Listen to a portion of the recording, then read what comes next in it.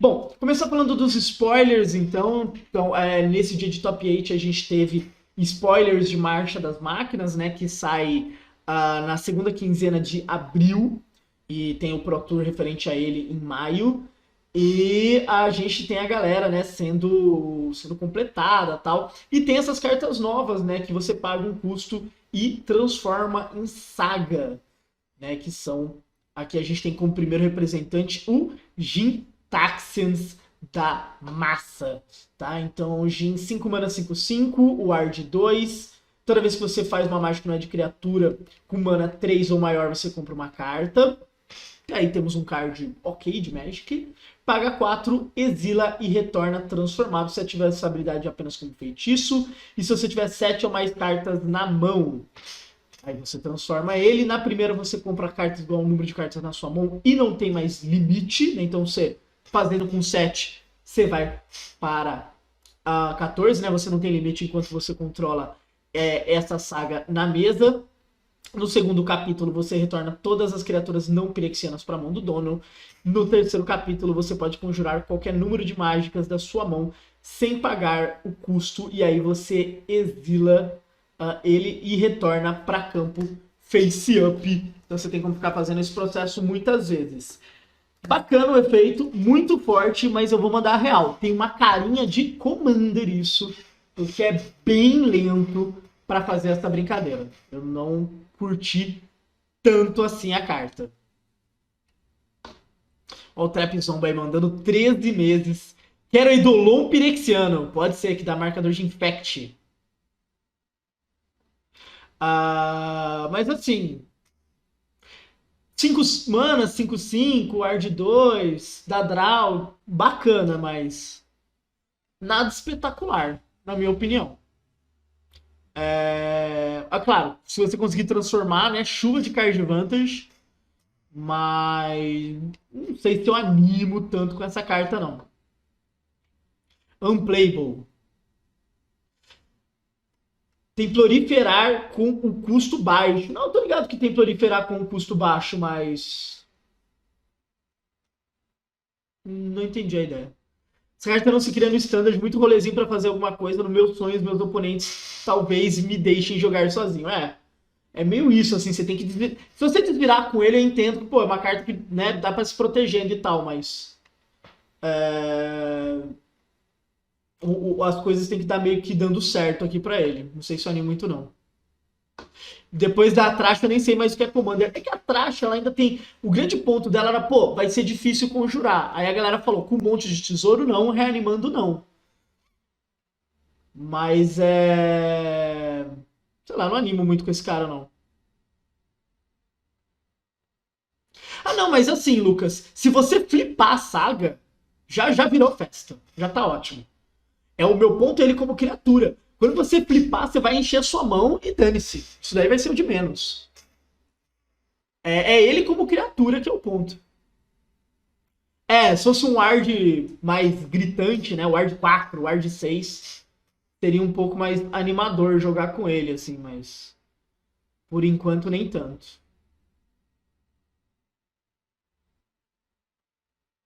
5 manias aí, o garoto é meio complicado. Isso, para fazer como feitiço, exato.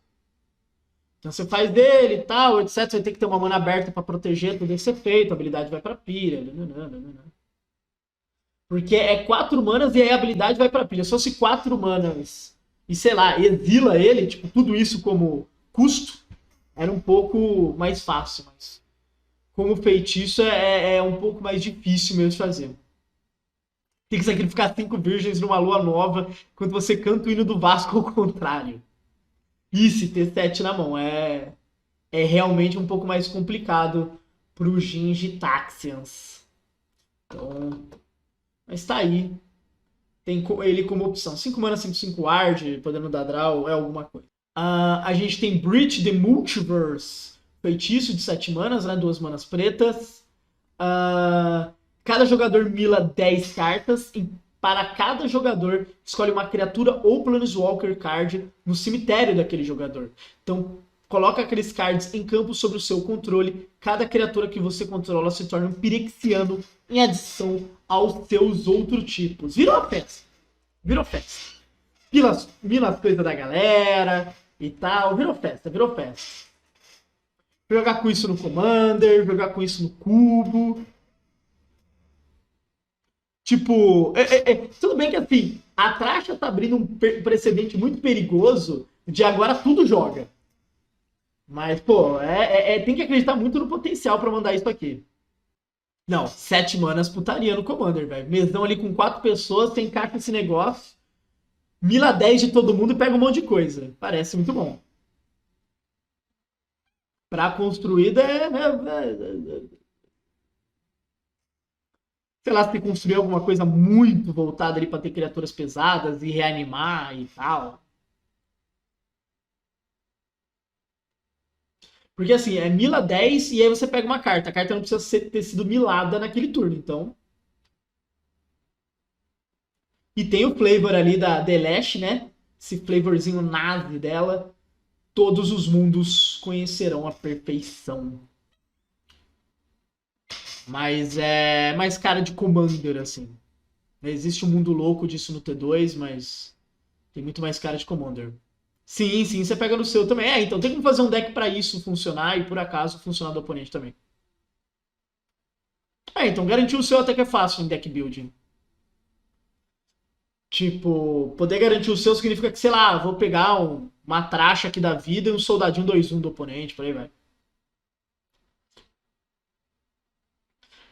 Se tem um deck que tá jogando a tracha nova, que estão jogando castando no braço, duvido nada se o moleque meter um disso pra ter o bônus de 2 alvos. Existe esse mundo louco. 7 manas quero ganhar o jogo. Não, é 7 manas muito, muito na frente dos oponentes. É uma carta. Uma carta. Tem muito cara de Commander, mas a Tracha realmente tá abrindo um precedente perigosíssimo pro formato. Isso pode ver jogo no Lotus Combo, é que daí você tem poucas criaturas, né, que você quer pegar no seu deck. Assim. Você teria que trazer os bichos grandes juntos. Seria meio post-side, vamos trazer isso, os bichos grandes, torcer para acertar eles. Acho meio complicado. Acho que o plano B de só conjurar os bichos grandes já tá bom no deck.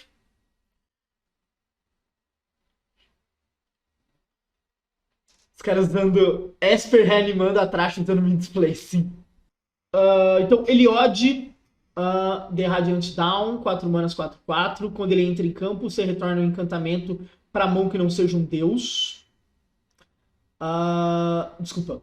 Entra em campo, retorna um encantamento que não seja um deus do seu cemitério para sua mão. Então ele entra, volta alguma coisa para mão. Paga 4 manas, né? Sendo uma azul pirexiana, então é 3 manas, 2 de vida.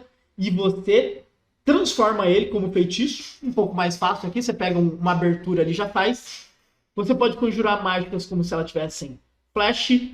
As mágicas que você conjura custam 1 a menos para cada carta feita. Para cada card que seu oponente comprou neste turno e ele vira um 4 ou 6. Tem alguma coisa acontecendo aqui. Não dá pra falar que é uma merda a carta. Ele, Odão, ser indestrutível, ele vira pirexiano e fica fraco? Aparentemente sim. Tem Momento da Verdade nessa carta direto do Clodovil. 2 manas distante, olha as 3 cartas do topo. Uma vai para sua mão, uma vai pro cemitério e uma vai pro fundo do deck. Quem tripezinha aí para tentar dar um help. Não achei muito boa, mas tá aí. Nesse momento da Elspeth. Iteration ruim. É Iteration ruim, né? Iteration é uma carta fantástica. Um dia essa carta ainda vai ser banida no Modern também. Essa daqui é uma versão bem piorada dela, de fato. Spef volta mais que Goku. Bastante. Ela gosta de voltar. Aí tem o dos planos, né? Que daí a galera tava falando que podia ser a questão do Battle, né? Então aqui, ó. Invasão em Lorien. Os elfinhos aí, putaço na porrada. Aí a gente tem invasão em Tarkir, que aparentemente um dos Dragon Lords, uma, né, das Dragon Lords teria sido completada. Invasão de Chandalar. Então, Chandalar aí, esse microplano. E, por fim, invasão de Mercadia, esse plano muito antigo também aparecendo. No Fênix, será que não roda? Não, com certeza não. Então, tem isso, né, que seriam as battles. A pergunta é só o que vai acontecer, mas tem muito cara disso de serem as battles. Bom, vamos falar então. Drana e Linvala, 4 manas 3/4, voar vigilância. Habilidades ativadas de criaturas que seus oponentes controlam não podem ser ativadas. Então, nem a habilidade de mana pode. É o fim não adiciona mana com Drana e Linvala. E, vamos lá, Drana e Linvala tem todas as habilidades ativadas de todas as criaturas que seus oponentes controlam. Você pode gastar mana como se fosse de qualquer cor para ativar essas habilidades. Boa carta, boa carta. Eu não sei se é uma carta jogável, né? Mas por uma questão de BW não está no seu melhor momento, mas é um bom card de Magic, assim. Pode jogar, às vezes até outros formatos, apesar de que o custo 4 começa a ser mais restritivo. E tem essa arte, né, que parece que eu tô vendo uma cena de Marvel versus Capcom, que é da Drana com a Linvala. Uma carta para nerfar o Kikiji, que é adversário. Olha lá, verdade, bem lembrado. Drana, Linvala, Kikiji Edition. Tem o cheiro de alvo para acorde. Pode ser. Não, eu entendo elas serem do mesmo plano. É que, tipo, não, sei lá, não parece que elas estão fechadas o tempo todo. Elas são de Zendikar. Drana só conheço pelo Commander do Markov. Não, a Drana. A Drana sempre foi uma promessa, assim, no Magic, né? Ela sempre aparecia. Eu lembro que teve uma Drana de 3 manas que a galera que achava que seria a melhor carta do universo. E tem essa fama toda aí que tá vendo. Então. Livala chegou a jogar bem no T2 dela, mas as duas juntas, mais que amigas friends. Deve ter carta de Alara, porque o Rafik foi citado no último capítulo, pode ser. E tinha a Linvala do deck de party também. Sim, mas teve uma de 6 manas, jogou muito bem. Por sinal, num BW. Jogar no BW, jogava de side no Band e tal. Isso, um pique em Haku invadindo Innistrad, exatamente. Edição cheia de Alana e Alena, sim. É uma ótima definição.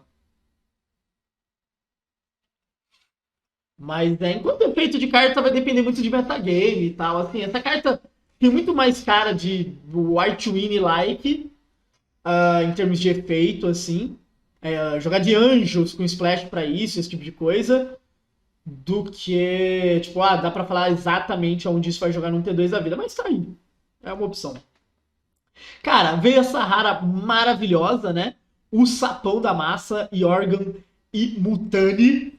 Então eles juntaram uma carta muito icônica e uma carta merda, que é, né, basicamente em ordem o Yorgel e o Mutani, para fazer uma carta absolutamente horrorosa. Então, né, essa lendária. Cara, se eu abro isso daqui, eu fico muito puto, velho.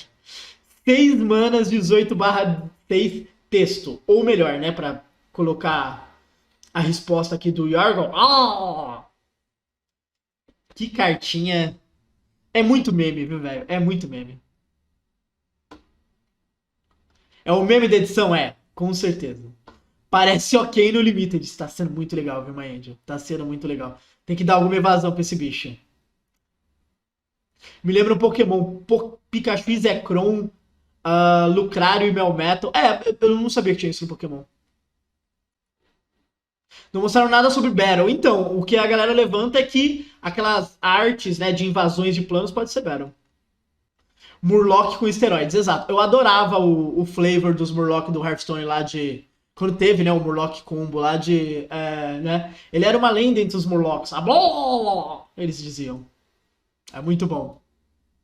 Inclusive tinha um TikTok muito bom disso, né? A bottle of water. A bowl of water. A bowl. Nosso amigo Carva faz uma imitação sonora perfeita de um Murloc. Se isso não estiver no meu Zap Zap, eu vou ficar muito triste. E aí, Fernandão? Talha cavalgando o sapão. Não, isso daí foi maravilhoso. 4 manas, 4/4, First Strike, Death Touch. Você pode jogar um terreno adicional em cada um dos seus turnos. Top.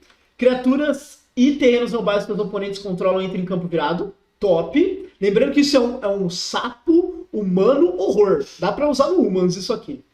Toda vez que Talha e monstros de Trog atacam, sacrifica uma criatura ou um terreno, né? Ou uma criatura ou um terreno, então compra uma carta. Essa carta é muito boa. Essa carta é muito boa, ela é real. Ela é legal, obviamente, adicionando mana e entre outras coisas, mas assim, ela tem um joguinho sozinho se ela quiser, tá? Dá pra fazer uma brincadeirinha com ela. Thalia Cavaleiro do Sapo, aparentemente sim. E com a lança da vacina, olha lá. Abzan Humans Taivar, pode ser. Se quiser ganhar de água é só jogar com isso e a Glissa, pô, fato. Fato, você faz uma barreira. Porque assim, Death Touch First Strike, irmão, é imbloqueável. Tá ligado? Você tá conectando ataque. É legal pro Humans e tal, mas consegue também brincar pra mais mid-range, etc. Eu gostei bastante dessa carta. Tem draw a card, eu sou uma pessoa simples. Tem draw a card, eu já acho muito bacana. O sapo, ele é de que edição? É de Shadows over Innistrad. Ele é originalmente. O sapão. Eu cheguei a jogar com isso no T2, cara. Era muito bom. Talia e Senin, lendária dos sapos. Pois é. Talia Kururu Rider. Bomba no draft. Pô, não é pouco não. Não é pouco não. Glissa já me convenceu que essa combinação de habilidades me faz vencer ou perder combate. Com mana mais por tudo, esse valor extra venha no meu limitado, sim. Glissa é uma carta que eu quero jogar um pouco. Eu não tive muito tempo ainda, mas é uma carta muito boa, cara. Gosto bastante de Glissa. E essa lança da Talia é a do Santo Treft? Me parece que é. Parece que é a lança da Avacyn, né? Tem que lembrar que a Avacyn foi de base. Meio difícil montar em volta, porque você é obrigado a sacrificar quando ela ataca, mas parece interessante. Nem tanto, né, cara? Se você montar com um monte de ficha, tá bom. Já é interessante. Ou se você ficar, aproveitar esses terrenos extras que você está fazendo, também é muito bom. O design hoje em dia do Magic faz com que os terrenos tenham muita utilidade. Então, montar em volta de terrenos fica muito forte. Ah, é verdade, o Santo Treft possuiu a Talia em Lua Arcana. Uzumaki Talia, pois é. Abizão Sapão Glissa. Será que teremos um Abizan Playable again? Talvez, talvez. Assim, é uma carta legal, assim, dá vontade realmente de montar em volta. É que eu gosto de tentar ser um pouco mais agressivo para aproveitar a taxação, que é a terceira habilidade dessa carta.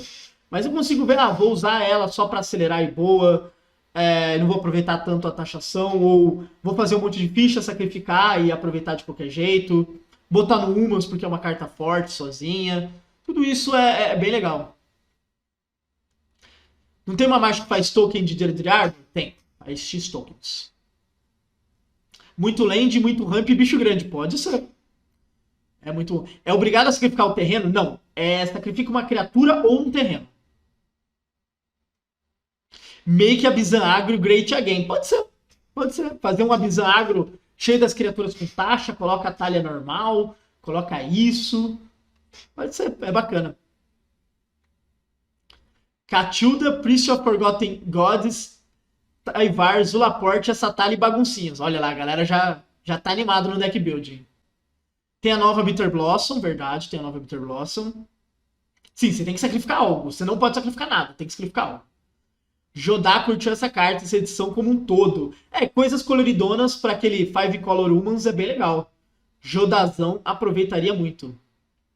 Isso, se não tiver uma criatura, um terreno, ela vai de base. Isso, um encantamento lá que faz os tokens e tal. Eu até peguei um dos que eu tenho aqui perto, porque ô cartona boa. Jodá se importa com as lendas. Verdade, verdade. Jodazão ganhando uma potência aí. Várias lendárias nice, sim. Vamos passar para a próxima carta, mas essa aqui muito boa. Gostei bastante dela.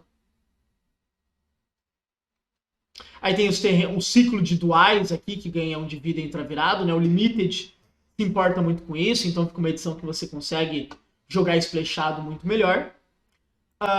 Vamos de Chandra. Chandra nesta arte, né? Que ele está chorando. O que é muito triste. Será que saiu o resto das festes? Não sei, não sei. Elas, em tese... elas nunca estiveram juntas no T2. Então, não sei. Realmente não sei se elas saem.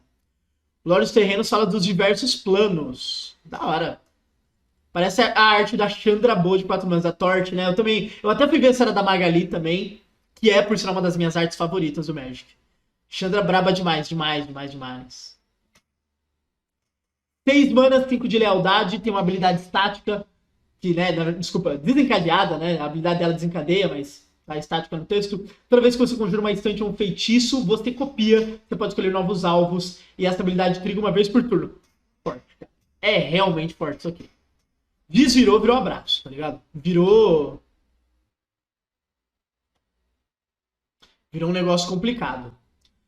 No +2, ela adiciona 2 manas de qualquer combinação de cores. No +1, você exila 5 cartas do topo do seu deck. Até o final do turno, do seu próximo turno, você pode conjurar uma instante ou feitiço entre aquelas cartas. Lembrando, conjurou, Chandrinha duplicou. Menos X, Chandra dá X de dano para cada 2 criaturas. Você tira esse X de lealdade. É uma boa carta. Não dá pra falar que é ruim. É uma boa carta. Exato, também acho improvável que saia mais dual, porque tem muita dual no T2, assim. Tem muitas duais diferentes, né? Seria realmente muito estranho você ter todas as fast lanes. Mas, né? Tá aí. Mas é uma carta bem legal. Achei que faltou um Can't Be Counter nessa carta, ô louco. Pega player e Planeswalker. Pega player e Planeswalker. 2 alvos. 2 jogadores diferentes. Pega player e Planeswalker. Targets. Não é só criatura, não. Então pega 2 alvos quaisquer. Muito boa carta.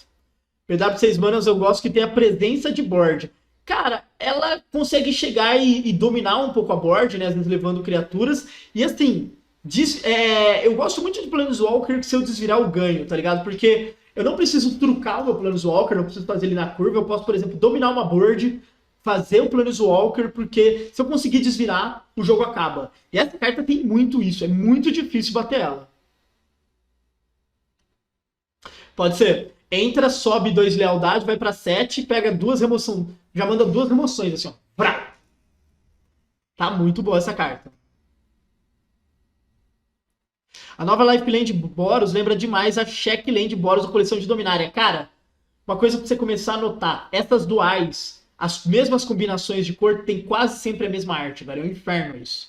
O W é sempre uma praia. O B é sempre um pântano bizarro, tá ligado? É impressionante esse tipo de coisa. Eu tô vendo os moleques me dando invoke preto dobrando isso. É uma opção. É uma opção. Talvez você tenha que ser a pessoa dando invoke preto nesse jogo. Pro cara fazer Chandra, fazer alguma gracinha, volta você invocão em cima. Porque, nossa, double invoke nossa, é cruel. Vê essa Chandra pegando uma mesa vazia onde ela entra, sobe, já exila alguma coisa na volta, sai duplicando, é insano demais. Será que eles fecham as slow lands? Porque Nistrad vai cair logo. Talvez. Nistrad tem até setembro, né? E aí, normalmente, na primeira edição, depois, a edição que faz a rotação, é quando a gente tem um ciclo novo de terrenos. Costuma ser assim. Mas, cara, fazendo Chandra mandando invocar desespero é muito pegado nessa arte, que ficou muito bonita. Tem aquela ideia da arte da Chandra, né, mais metálica, assim, né, o jeito que fica o rosto dela. Que é, inclusive, que eu gosto mais da Magali Villeneuve, não tem tanto esse efeito metálico, né, ela pegando fogo mesmo, assim, eu gosto bastante. E ela rampa pra qualquer cor. Aí a gente vai ter cartas, né, esse Multiversal Legends, né, que já tem 2 spoilers, cartas que não são válidas no Standard.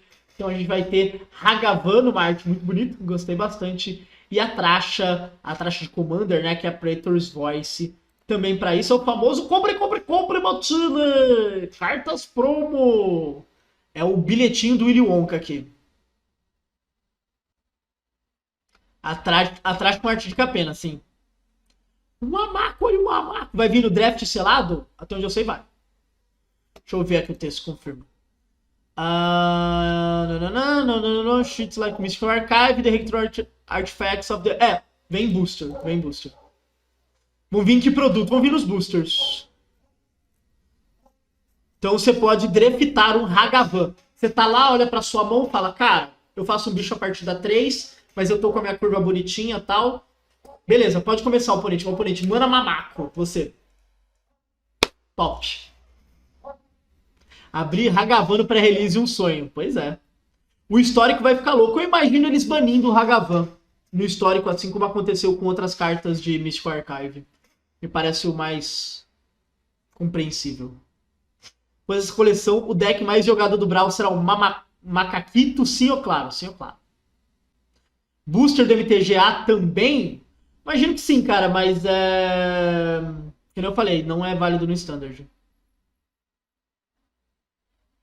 Abre uns 3 boosters fechados em outra cor, aí vem um Hagavan no booster. Basicamente isso. Mas então vem esse Místico Archive com o Mamaco. Inclusive, tá tendo, né, no Magic com o paralelo lá, dando 32 Mamacos promos, vai estar uma fortuna. Místico Archive foi muito pica. É legal pra abrir, eu acho uma merda de jogar. Sinceramente, eu odeio essas coisas na hora de jogar. Eu odeio, tipo, pô, você tá draftando, jogando normal, o cara vai lá, faz uma Sheodred, o cara faz um Urmicoil, o cara faz um Hagavan. Esse daqui é Standard Legal, né? Aqui que tem versão promo e tal. Então, Ghalta e Mavren, né? Que a galera tava falando que pode ser mais legal de combate com o Xenago do que o Vorm, né? Então você tem 7 manas, 12/12, atropelar. Toda vez que você ataca, escolhe um. Você cria um token tapado, X/X de dinossauro verde, com atropelar, onde X é o maior poder entre as criaturas atacantes que você controla, provavelmente 12, ou faz um X tokens 1/1 de vampiro com lifelink, onde o X é igual ao número de outras criaturas atacantes. É legal essa carta, pra finalizar, realmente é legal. Dinosaur Roar, sim. Um dinossauro vampiro. É, amiga, imagina só um T-Rex resolvendo chupar o seu sangue. Sim, concordo com você, Lucas. O Urm é melhor porque, né, consegue voltar ali pra brincadeira. Procura Doomscar Titan pra combater com isso. Vamos ver então. Doomscar Titan. Doomscar Titan. Doomscar Titan. Vamos ver o que o Doomscar Titan faz. 6 manas 4/4. Eu lembro que isso era uma carta razoável de draft. Quando ele entra em campo, as criaturas que você controlam recebem +1/+0 e ganham ímpeto até o final do turno. E você tem o Profetizar com ele. Dá pra.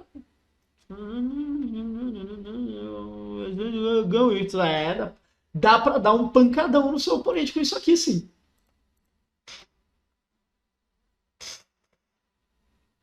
Tinha que ter trampo lifelink. Tem que só atropelar, né? Melhor porque tu compra o Vorm e pode descartar ele pra voltar pro deck. 12/12 trampo mais outras duas 5/5 atacando. Vai fazer compras pro meu Commander essa semana, desistir após ver que vai sair nessa próxima edição. Vou guardar dinheiro para isso, exato. E você faça compras lá na Bolsa do Infinito, tá? bolsadoinfinito.com.br, dá para usar o meu código DA5+, e ter aquele descontão topzera. Mas bacana a carta, bacana.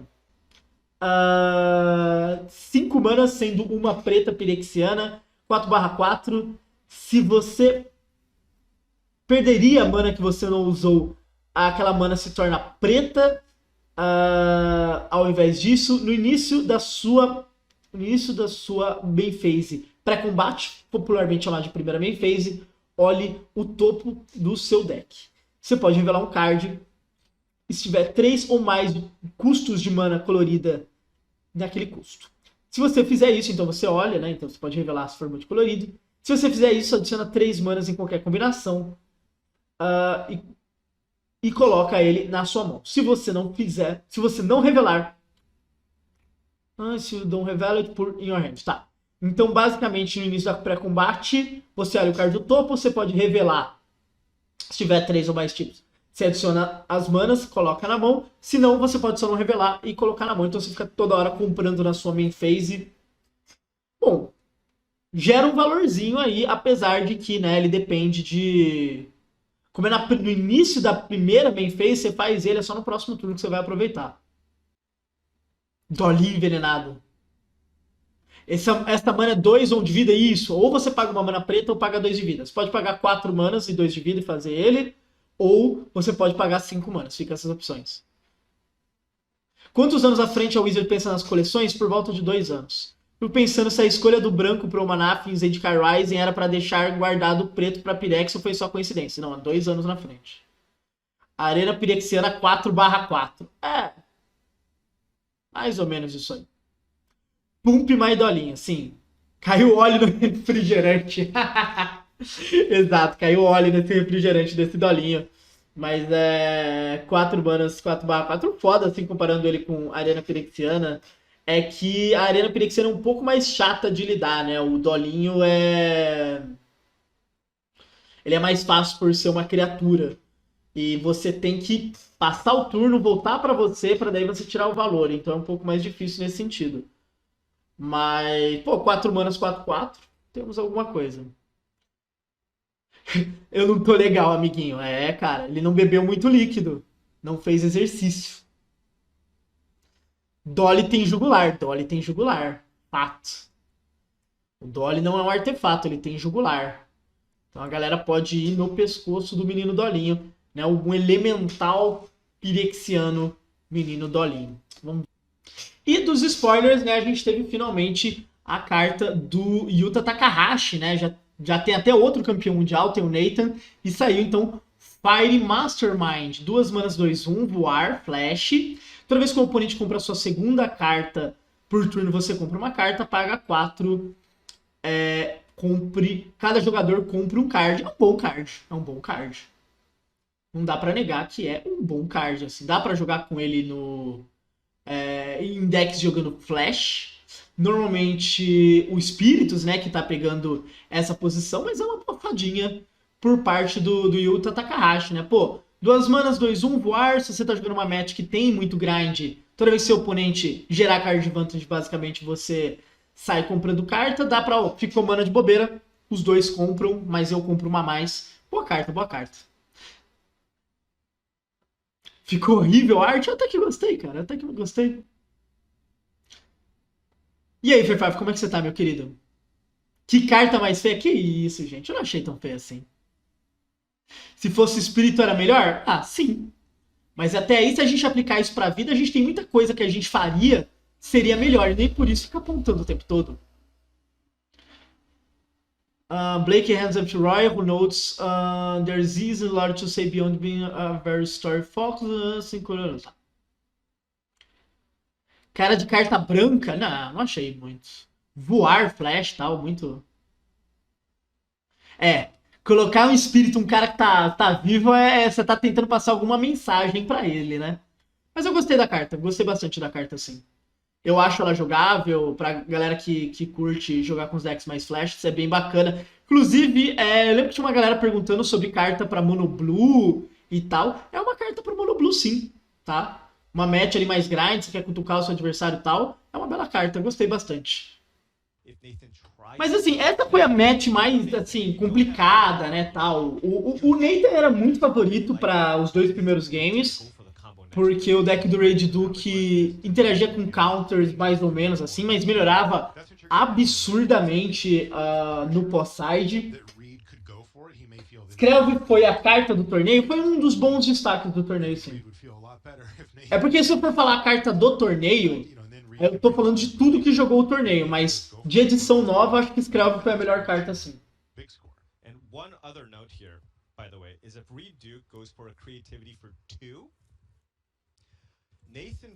Mas assim, foi com certeza esse o game mais apertado que a gente teve. Tanto que assim, a gente que tava acompanhando na transmissão falou, cara, os jogos vão demorar uma vida, tá ligado? Porque os caras estão jogando devagar, eles estão jogando muito concentrado.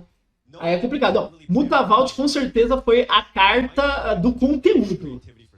Porque além da carta jogar bem, no que a gente já sabe que a carta joga bem, teve muitos momentos conteúdos de Mutavault nesse evento. Mas assim, o Duke, quando ele vai pra criatividade sem jogar em volta de nada, foi bem complicado, cara. Ele pensa muito e tal, e aí ele toma um balão que ele não precisava tomar e simplesmente perde o jogo.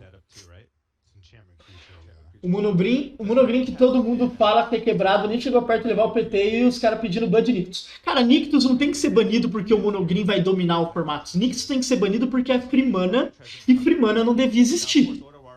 É muito mais simples, tá ligado? Enquanto o Nictus existir, existe o perigo de algum deck explodir a mana e quebrar o formato. Mas, tipo, ele podia tranquilamente ter feito pra 3 isso, cara. tá ligado? Foi muito, se ele tiver o Tawara, já dá ruim de qualquer jeito, não vou pensar em outra interação, vamos lá. E assim, o Nathan ainda conseguiu fazer Vizir, deixar uma mana pra flutuar, então ele copiou e mandou ver vocês, tipo, tudo no mesmo turno, tá ligado? Foi maravilhoso. Quebrou muito as pernas do Rage Duke. O Rage jogou muito não em volta. Tanto que ele faz essa cara de gol contra aí dele. Mas, né, mérito do cara também que não tiltou com isso. Bando Monogreen era pra carne. É muito legal falar isso se você não entender que explosão de mana é um problema.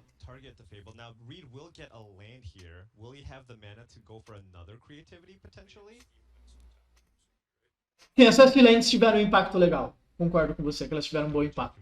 E assim, é um impacto a longo prazo também que elas têm, né? A galera vai montando coisas novas. A gente tem que dar uma olhada um pouco nos challenges pra ver o que tem de novo e tal.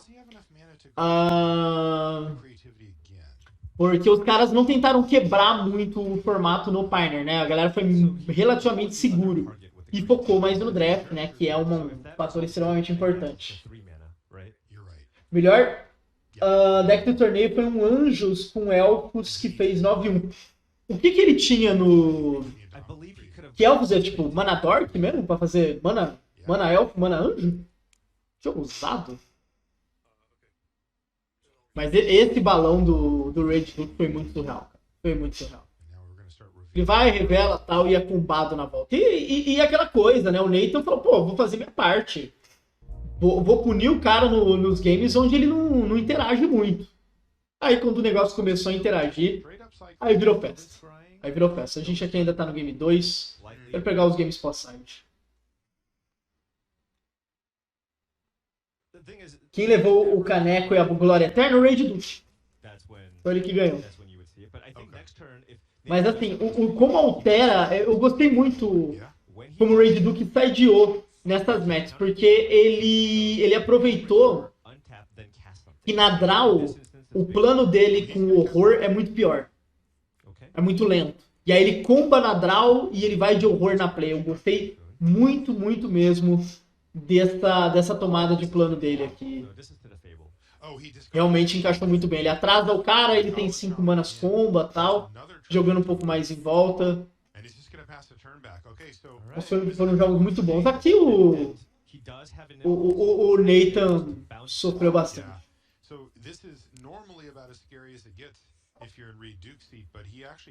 Nesse jogo ele perdeu pra Bostejo, o Rage foi juvenil de fazer pra 2. Sim, foi. Acontece. Como foi hoje? Perdi o campeonato. Cara, o Rage Duke ganhou de criatividade numa final contra a Bobble. Esse aqui é um jogo do top 8 ainda, né? Do Nathan contra o Rage Duke. Podemos dizer que jogos de verdade só acontecem pós-side? Não, não podemos. Isso é não entender que decisões de deck building são extremamente importantes. Mas, tipo, o horror quando ele faz no game dele aqui já tá acabado.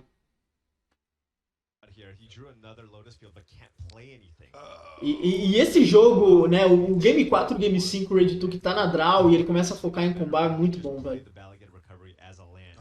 Sabe, ele aposta muito bem que interagir com o Lotus é muito bom, tal. E fica a dica, inclusive, né? Agora vão ter vários combos ficando mais populares no formato. Counters são muito bons contra esse deck. Você que gosta de jogar de Spirits, por exemplo, torce pra essa galera aparecer com esses combos no seu RCQ, porque vai ter uma festa.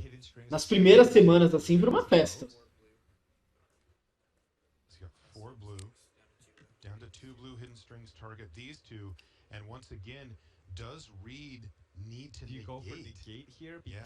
Rage Duke ganhar outro Pro Tour, ele nunca ganhou um Pro Tour. Pessoas bonitas vencem mais na vida. Ele nunca fez final de Pro Tour. É a primeira vez que ele vai para uma final de Pro Tour, foi nesse Pro Tour, e o primeiro que ele ganhou. Ele só tinha conseguido um terceiro lugar uma vez, que foi no Mythic Championship. Mas é melhor counterar o que do Lotus? Se você não deixar ele pegar a Lotus, é muito bom. Depois, aí você tem que ganhar tempo. Mas assim, você tem que colocar pressão. O Lotus é um combo de resiliência. Tá? Você tem que colocar pressão nele, porque se você só ficar anulando, uma hora ele faz alguma coisa. E aí, Atos, tudo bom? Deus gosta mais dos bonitos? Provavelmente, cara. Isso explica muito do quanto que eu me fodo na minha vida.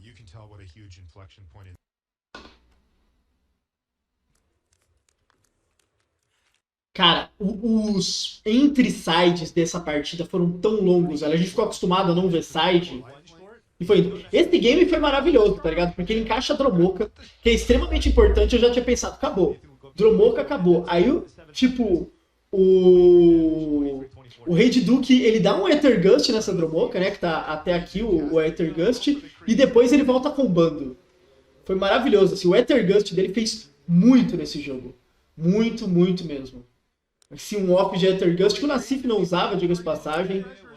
E aí, tipo, ele só volta com o bando. Então, game 4 e game 5, o Raid Duke voltou com o bando muito bem. O Nathan virou completamente passageiro da agonia nessa partida. Keep on going. Combo? Is it a green card or a blue card? Combo? Aí eu tava na dúvida, né, se ele vai combar ou não. He actually has the combo in the combo. Animadaço aí com tudo, é só atacar e vencer o jogo. Mas esse foi o jogo mais complicado, mais travado que a gente teve nesse top 8, seja por nível de jogadores, seja porque era match mais ok. Tá? A questão de good match, bad match foi muito determinante nesse top 8, assim, que é uma característica do formato. Você encontrar bons ambientes é muito importante. Acho que o próximo jogo que eles colocam é o do Shoten Asuka. Cara, esse do Shoten Asuka, assim, eu sou muito fã do cara. Ele tá jogando com um deck que eu gosto, mas, velho, essa match é muito miserável. É muito, muito miserável, velho. Mesmo o Shoten Asuka vindo mais agressivo, fazendo um monte de coisa, é muito ruim, não tem o que fazer. Mutavaldos fazem zero diferença.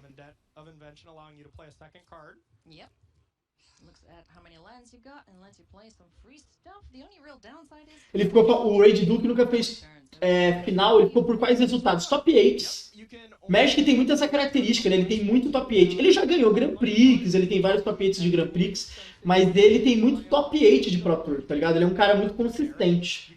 O Magic tem isso e eu acho muito legal, que não é uma questão de só ganhar. A gente entende que o jogo é difícil, que tem variância, então bons resultados são muito bons também. Então os top 8 dele fizeram a fama dele.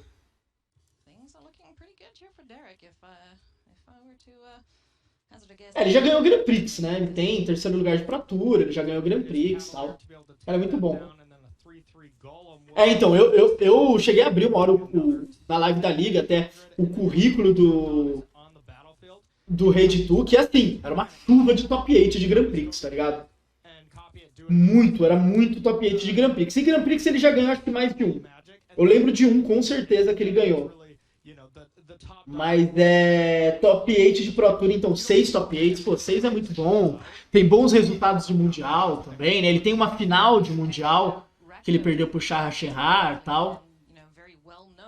Então é um jogador muito consistente. As quartas de final foram decididas no sorteio? Não, é colocação. Primeiro pega o oitavo, quarto pega o quinto. Essa é uma chave. A outra chave, segundo e sétimo, terceiro e sexto. Normalmente torneios de Magic são assim. Mono White, o agro mais resiliente e Enigmatic Pires pra mim foram destaques. Foram, muito bom. O Enigmatic não é um deck muito popular, mas é um deck bom. É realmente um deck bom. E o White Winnie foi muito bom, o Brodinho que jogou com Classification tá de parabéns.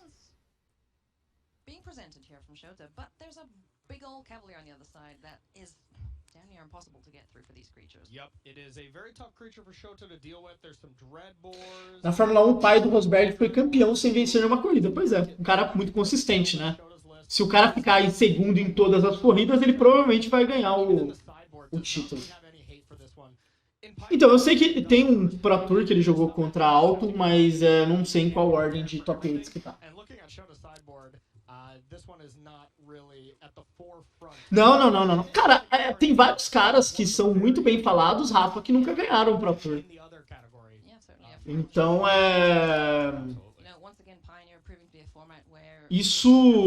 essa questão dos resultados conta muito, assim. No Magic, é muito comum valorizar inconsistência. Sabe? Então, você pode nunca ganhar algo relevante e ainda ser considerado um ótimo jogador. There's another Moonblast Cleric to put fires on top to be able to get another 5-drop. Ah, não, o Shoteasuka é amassado aqui, cara. Tipo, é uma match que não tem muito o que fazer, não. Vou dar um pulinho aqui na... Fazer os que nem os timelapses dele. Cara, essa jogada foi surreal. Pera aí. Deixa eu ver se eu volto aqui. Essa jogada foi só surreal. Vou pegar um pouquinho antes aqui. Tipo, foi só surreal.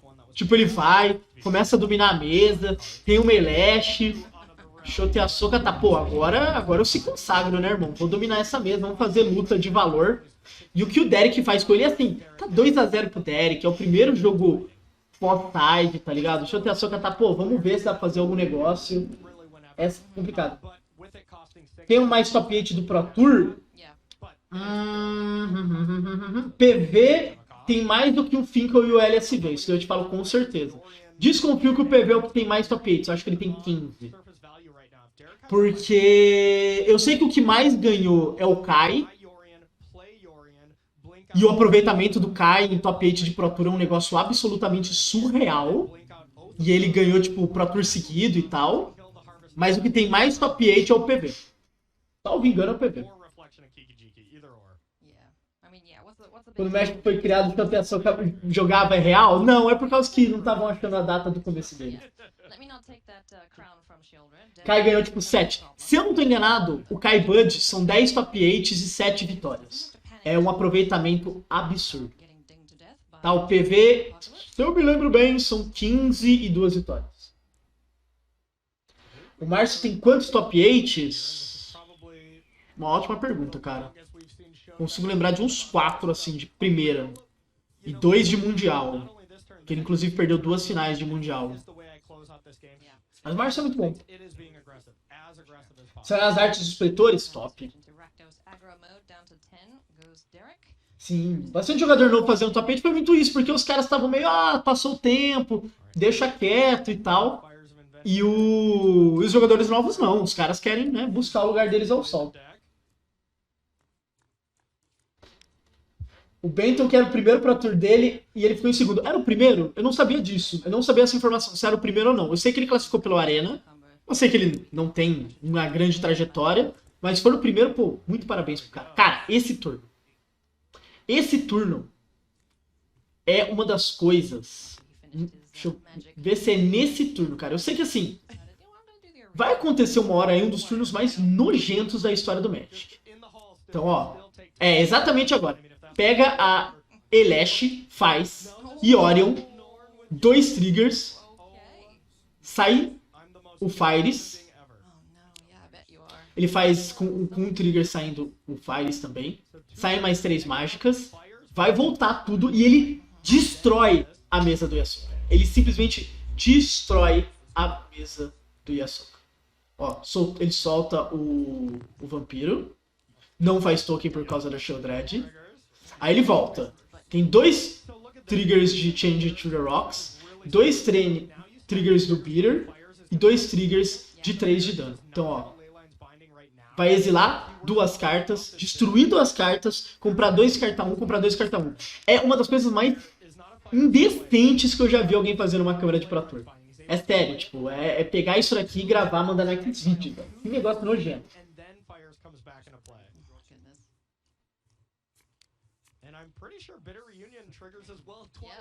Em que dias são as minhas lives? Elas são de segunda a sexta, normalmente, começando meio-dia.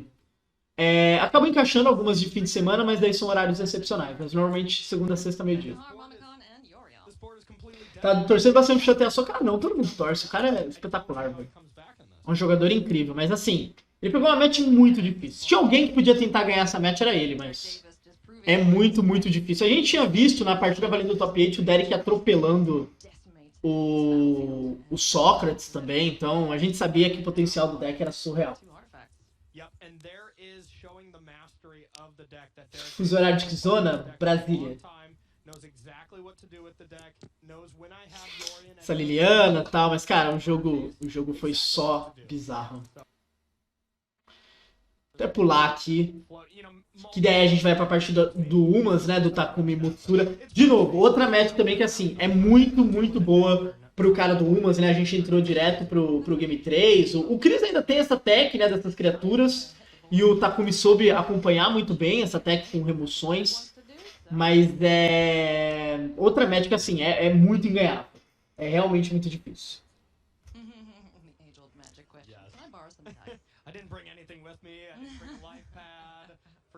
Achei legal que a transmissão parece que eles evoluíram um pouco. Sim, eles deram mais um e apareceu uma hora rapidinho, ficou delimitado aonde a zona que os jogadores têm que ficar. Então coloca as coisas nessa zona, assim. Que é muito comum em coverage isso. Por exemplo, eu joguei o torneio da Monte lá, no coverage toda hora tinha a mesma coisa.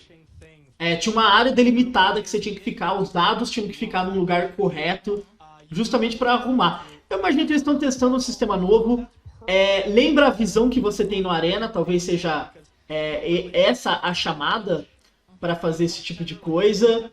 Então deu uma melhoradinha. Assim, tem coisas para arrumar ainda, mas realmente melhorou um pouco.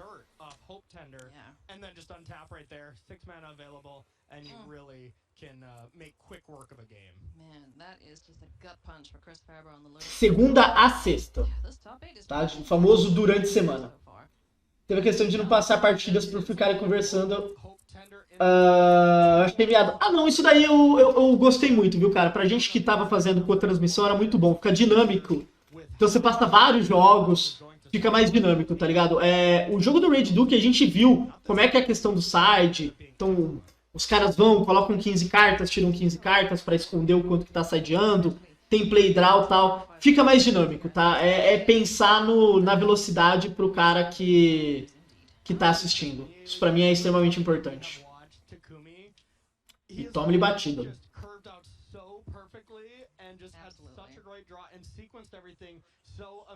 Então nesse top 8 eles atualizaram mais a mão, isso ficou melhor.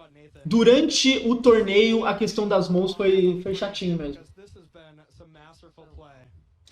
Então ficou rapidinha a coisa, né? Também gostei bastante. Aqui, se não tô enganado, o Chris consegue combar.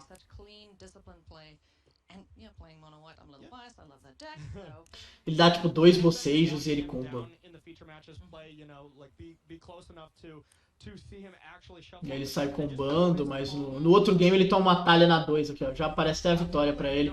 Essa partida foi bem tranquilo, assim. Teve alguns jogos bons, mas no geral a questão good match, bad match pesou muito, muito, muito, tá ligado? Acho que aqui tá o jogo do Benton, até que foi um atropelo do Benton. O Benton tem essa mania de ele ficar mexendo nas cartas e tal. Mas assim, ele só atropelou na Sif.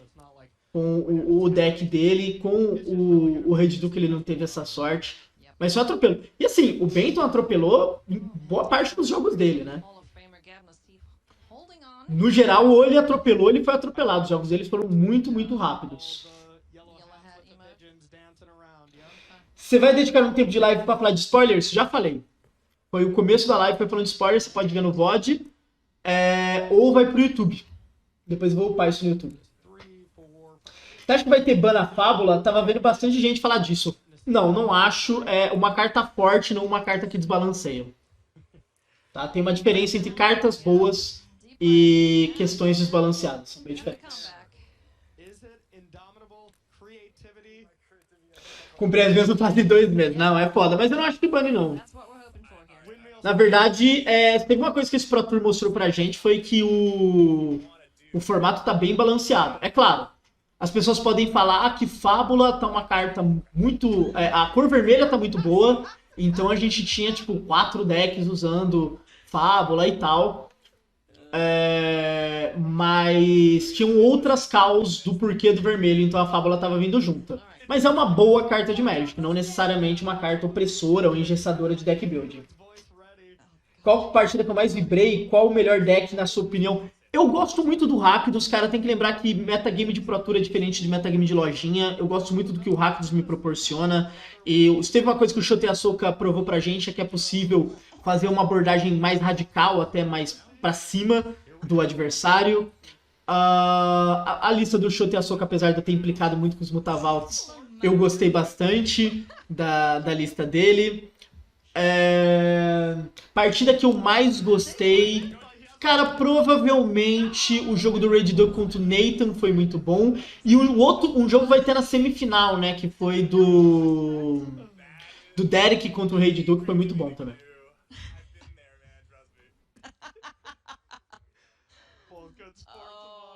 Vai ser tipo Snapcaster, daqui 5 anos ninguém vai estar usando por Power Level Bash, vai chamar de Fábula dos Millennials. Pode ser, pode ser. Eu vejo muito nesse sentido, assim, é uma carta muito boa. Obviamente os decks com vermelho gostam muito de usar ela, porque é uma carta que dá uma consistência muito absurda, mas não chega a ser uma carta quebrada. Tem uma boa diferença de quando a carta parece muito de a carta ser quebrada. Então, por exemplo, Raio é uma carta que aparece muito no Modern. Raio não é quebrado. São outras coisas que puxam a questão do Raio. Mutavault apareceu muito nesse evento. Eu não acho Mutavault uma carta quebrada, por muito questões de abordagem dos decks.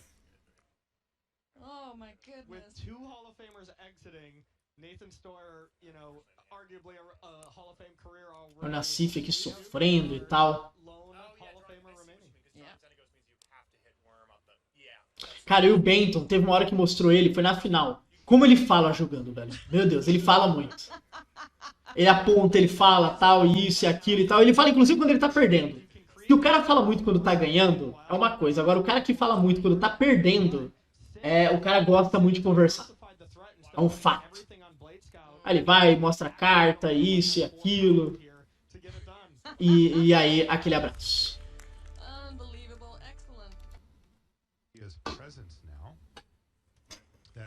Aí a gente vai pra esse jogo. Esse jogo do Red Duke com o Derek foi muito bom. Só me engano, o Game 2 que fica meio estranho. Tem uma hora que ninguém faz nada, o Red Duke não acha as cartas e tal. Tem que bater com o Mutavault. Mas no geral foram jogos muito bons de assistir. Eu gostei bastante de ver esses jogos do Red Duke com o Derek, assim. Muitas decisões, o Derek jogou muito bem. Claramente o Derek joga bastante com esse deck, ou pelo menos treinou bastante com esse deck, porque ele sabia várias linhas mais complicadas. Ele encaixou um Enigmatic muito bom, eu acho que é no Game 2. E o Bind, maravilhoso. Bind mudou completamente esse deck, tá ligado? Colocou o deck completamente em outro patamar. As versões antigas eu acho que sofreriam muito mais pra ganhar um game nessa match. E o Bind faz o deck conseguir ganhar, mesmo no Game 1.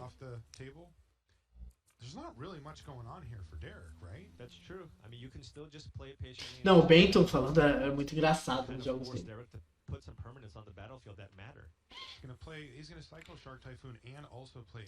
Mas teria uma match de qualquer jeito difícil pro Derek, porque, né, combo lá Splinter Twin e tal, então é um Splinter Twin feitiço, no caso, que precisa de um setup melhor, mas é levemente desagradável aqui pro Derek Davis. Mas Bind realmente muito bom. E eu gostei que, assim, teve uma coisa que esse Top 8 fez, foi pegar decks que já eram conhecidos e colocar no holofote, que é o caso do Enigmatic. O Auras era um deck bem fora, assim, do radar e tal, mas o Criatividade e o Enigmatic são dois decks que são conhecidos de quem joga bastante formato, mas às vezes o grande público não tinha muito isso. O Kappa tava batendo muito nessa tecla e eu achava muito bom isso, que é essa questão de assim, pô, esse deck não tem no Arena por causa disso e tal, porque às vezes realmente o grande público não conhecia, né? Acho que na transmissão brasileira tava de boa isso, mas na transmissão gringa tava tendo muito esse conflito geracional e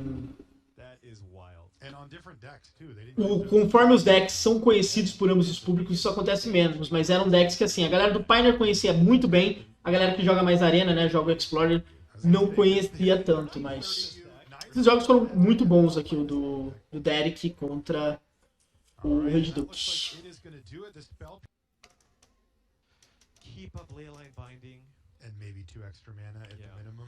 Foi esse game aqui, tá ligado? Tipo, o game foi se alongando e nada, e o Derek foi voltando. Eu lembro que ele acha uma Elash, deixa eu até dar um pulo pra essa parte da Elash. Ele acha uma Elash, compra um monte de carta e aí ele vai voltando pra partida propriamente dita.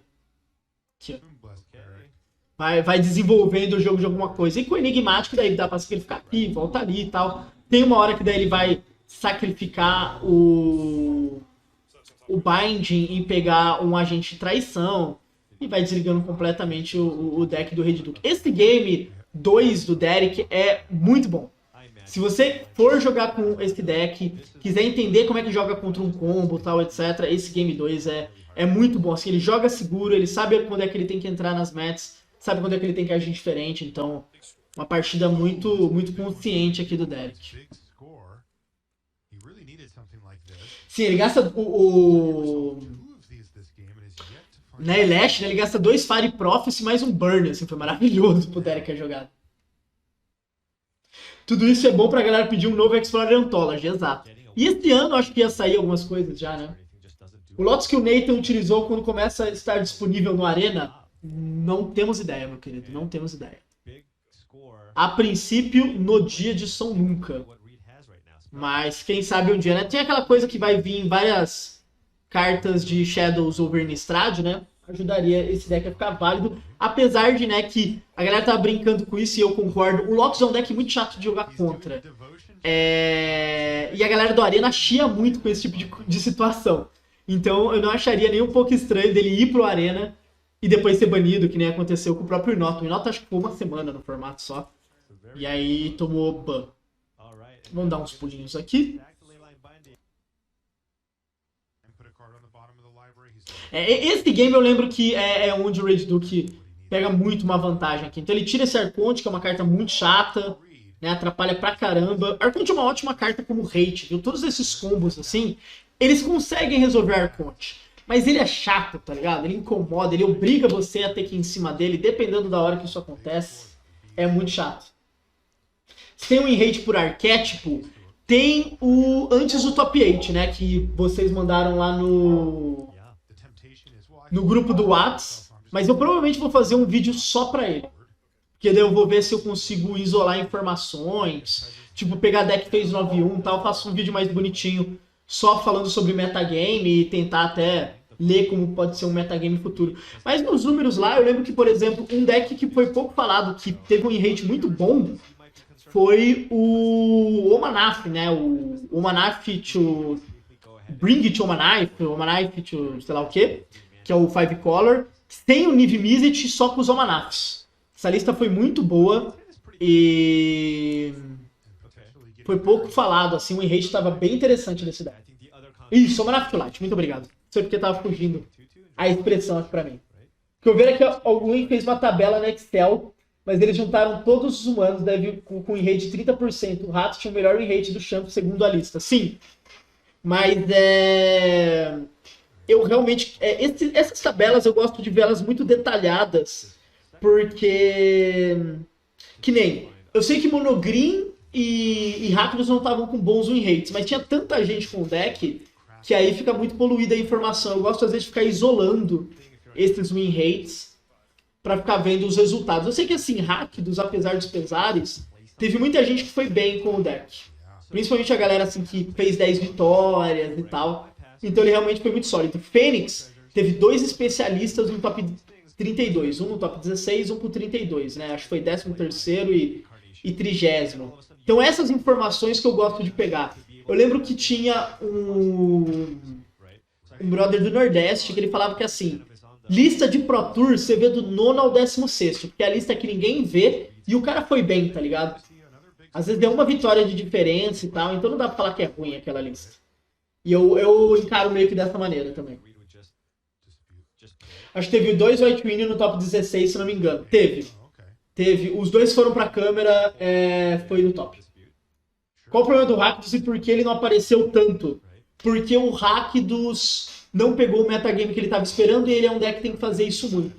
No geral, ele teve um bom torneio, só que assim, muita gente estava de Rakdos, isso sempre diminui o win rate de um deck. Então, por exemplo, criatividade tinha 14 jogadores. Então, se você tem uma galera meio que fechada numa lista e tal, é mais a mesma lista acontecendo do que, tipo, várias listas diferentes. Que é o que aconteceu com o Rakdos. Então, tipo, teve essa abordagem do Shote Ahsoka, mas teve vários jogadores do Canadá que jogaram com uma lista, né, no estilo do Misplaced Jinger. Teve uns caras da Europa que foram nessa lista também. E essa galera foi bem. Mas teve uma galera que tava bem mais Disney e tal. Mas assim, a gente pode falar que o RG foi muito mal, o Monogreen foi muito mal, eram decks que a gente esperava bem mais. Terminei com o Birg e tem um novo amor, chama-se Stormy Herald, fazer aquele post do indiano, né? Friendship is over. É muito bom.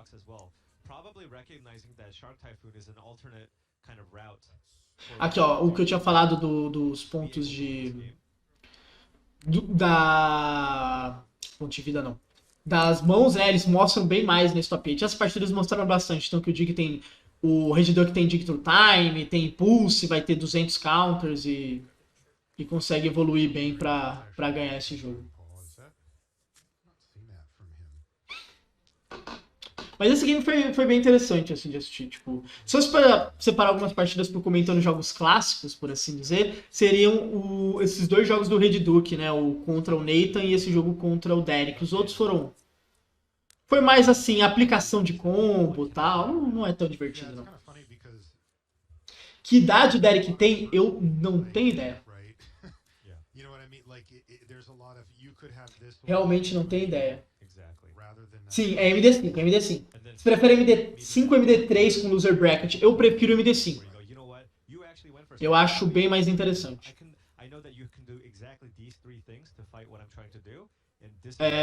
A questão dos pairings vai ser importante de qualquer maneira, mas eu gosto bastante de MD5 para tentar diminuir essa variância.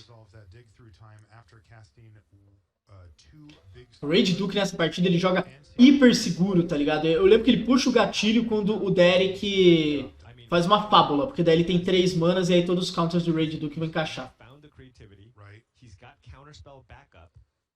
Tipo, essa parte também é muito boa do Red Duke. Tipo, ele espera bem seguro aqui. Então ele faz essa fábula.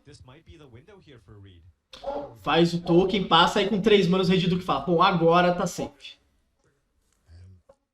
Só que ele dá um Dig Through Time, né? Também pra acabar. Acho que o MD3 diminui um pouco a variância, mas acho muito complicado, afinal, tem vezes que tem 3 finais seguidas, sei lá, que é o sistema com loser bracket, né? Você faz várias finais, faz várias MD3. Dig podia vir pro T2, cara, Dig é uma carta que não devia nem existir, velho. Delve é uma habilidade absurdamente errada. Dig Through Time não tinha... Iteration foi banida para que Cruz e Dig Through Time continuassem jogando, tá ligado? Porque Delve não devia existir. É absurdamente errada essa habilidade. Que ele vai só setar o combo dele e aí é game, né? O Disdainful Stroke normalmente é para acertar as ameaças do adversário, mas quando a gente tá falando de Binding, responde... Pega as respostas também, então é maravilhoso aqui pra esse deck.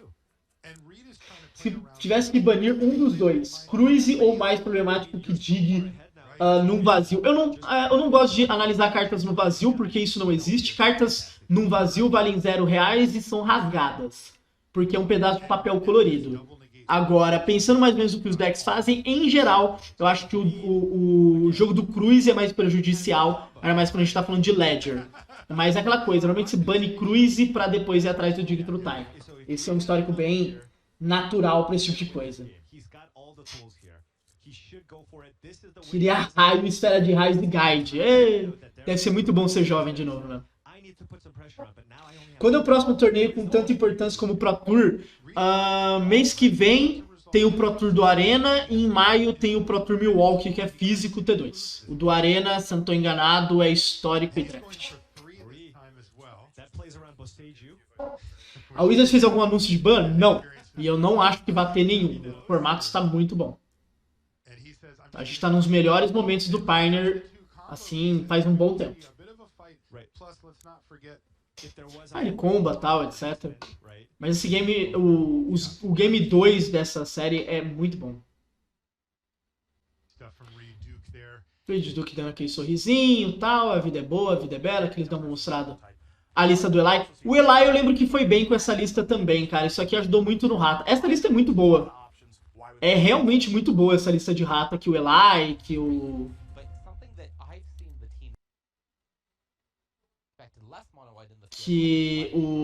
o David Inglis usaram. Vamos dar uns pulos aqui.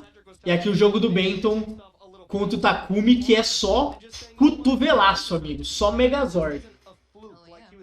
Eu nunca joguei um MD5 a sério. Muda alguma coisa em relação à estratégia de side em relação a como se faz no MD3? A princípio não. Só que os jogos de side são importantes. Mas não, a princípio não muda. É assim, o que eu falaria pra você ficar esperto é o mesmo que tem no MD3. Então ver play draw, tal, essas coisas. Mas a princípio não. Exato. Play draw, blá blá blá. Quando vier Shadows em Strade Remaster, vai ficar show essa rata. Vai? Só por causa do Vessel? Ah, verdade, porque tá com Traverse também. Bem lembrado. Aquela versão tá com Traverse e com Vessel. Fica legal, sim. Já é um deck ok pra jogar no Explorer do Arena, assim. Então. Ainda mais se você quer fazer missãozinha rapidinho, tá ligado? 10 minutinhos você já pegou as 4 vitórias. O Pro do Arena também dá acesso ao Mundial. Tá. Também dá acesso, também tem uma premiação. Tem premiação mínima, mas é um torneio de 32 jogadores.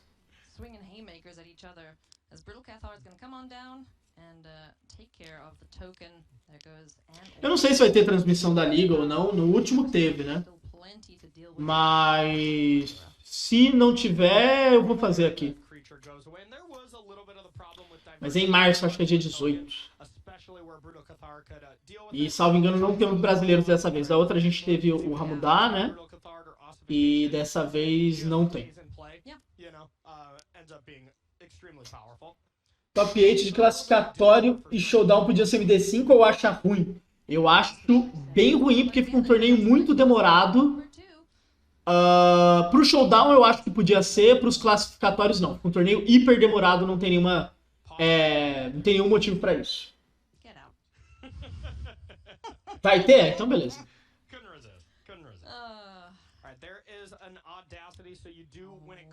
Dá mais 2, pega a aura, Megazordão ali, batendo forte. Batendo muito, muito forte. Dá pra jogar de criatividade no Explorer? Não. Por enquanto não. Quer dizer, dá pra você tentar com uma versão que, sei lá, que vá atraxa e tal, mas não, você não vai jogar exatamente com isso. E toma-lhe ataque. E abraço. Cara, e assim, foi o resumo das matches o que aconteceu nesse Game 1, tá ligado? O Menton conseguiu fazer muito bem Megazord. O MD5 teria que ter em 2 dias, não tem como jogar 8 rodadas destruídas de top 8 com o MD5. Tem, né, cara? Mas é demorado pra caramba, só isso. Mas demora muito. A gente faz pro Pro Tour porque você tenta tirar o máximo de variância, tenta ficar, tipo... Pro show é muito melhor, porque você tem mais jogos, não fica uma coisa tão rápida. Mas assim, pra Qualifier, você tá preocupado com horário, você tá com outras preocupações, assim, no evento. Você quer que o evento aconteça rápido e sem problemas. Pontos negativos desse Pro Tour, na minha opinião. PV desde inglês e o último a narração do dar, porque os próximos você vai estar jogando. Acho muito difícil, viu, cara? O Showdown 2, pelo menos, eu vou ter que jogar o LCQ. Então fica bem difícil. O David Ingles eu não falo que foi ruim. O Rata perdeu como ele perde, tá ligado? Mas ele é um ótimo jogador. Mas a parte do PV realmente foi complicado. MD5 ou MD3 de MD3? Pelo show, MD5. Eu acho mais prático, mais simples. Uma das melhores coisas que dá pra fazer com criatividade no Explorer é o agente, mas isso não ganha o game, então eu acho bem merda. Então, tem a questão da traxa, tá ligado? Se tem muito tesouro, você consegue fazer a traxa no braço ou revelar a traxa. São opções. São algumas opções legais. Sim. Dá um pulinho aqui.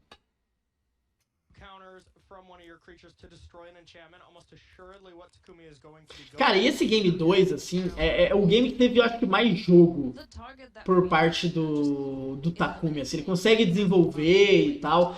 Eu lembro que chegaram a perguntar, pô, se tivesse Brave The Elements tinha resolvido?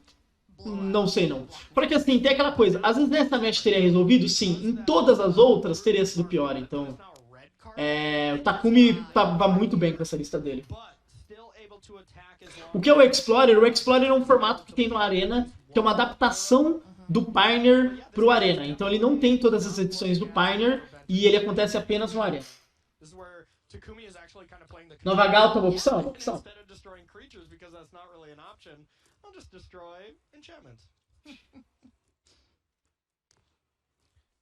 Mas assim, realmente, Skrell foi uma carta muito, muito boa. All the Glitters. Aqui o Takumi vai até destruir, né, o encantamento com o iniciado, né? Lembrando que ele não precisa tirar marcador só dele, ele pode tirar um do Tenente de Talion dele, por exemplo.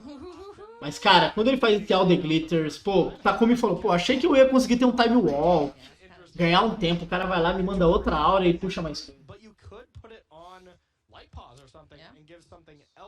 Eu vi que o Anjo ficou com 70%, apesar da gente ter comentado que era uma escolha ruim nesse mundo de combos, achei interessante. Eu também, né, e falaram que teve um Anjo que fez 9-1, porque ele tava usando Dort. De novo, vamos ver a informação completa e tal, pra daí eu poder fazer alguma coisa sobre, mas realmente o win rate do Anjo ficou bem alto. Teve um Anjos que eu acho que tava no top 16. Não, gostei bastante da lista com Ossification. Bastante mesmo. Galera, só lembrando, viu? Terminando o que a gente tá gravando, falando do Pro Tour, vai ter sorteio de 5 códigos, tá, do Arena. Tem bastante gente aí que às vezes nunca colou na live. Então, assim, pô, com sub você aumenta em 8 vezes a sua chance de ganhar esses códigos, tá? Eu vou sortear os 5. Então, já fica essa chamada. Você também que não conhece, às vezes, o meu conteúdo, eu tenho o conteúdo no Apoia-se também, sai artigos toda semana e tal. E a partir de R$15 você tem acesso a esses artigos, a partir de R$5 é o grupo do WhatsApp. Tá, exclamação apoie, se você quiser conhecer o Apoia-se, pô, se quiser mandar um Pix aí também, exclamação Pix, quem sou eu para impedir você de me ajudar? Mas vai tomando pressão ainda o Takumi, né? Inclusive com o Skrelv dando... aqui o Skrelv é muito interessante, né? Porque ele não dá proteção. Ele não deixa ser bloqueado e ele dá Hexproof. Então é maravilhoso para esse tipo de jogada, né? Que você pega aberto o seu adversário, assim. Tipo, é lindo. Porque, se ele desse proteção contra o branco, as auras caíam. E não é o que acontece. O ônus carrapato é que ele dá resistência. Por que o Arena não tem Commander? É uma ótima pergunta para fazer para os magos da costa. Grave esse vídeo dos arquétipos em live? Provavelmente deve ser gravado em live. Eu só quero fazer com mais informação.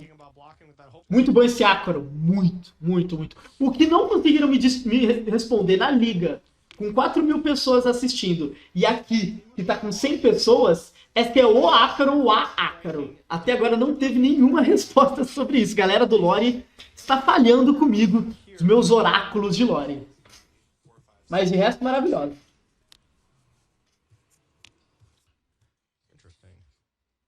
6 patas é macho. Mas é um ácaro, meu querido. Um ácaro não tem como ter 6 patas. Ele sempre tem 8 patas. Porque é um aracnídeo. Todo aracnídeo tem 8 patas. Inclusive é o que diferencia o aracnídeo do inseto. Homem-Aranha ensinando muito pra gente.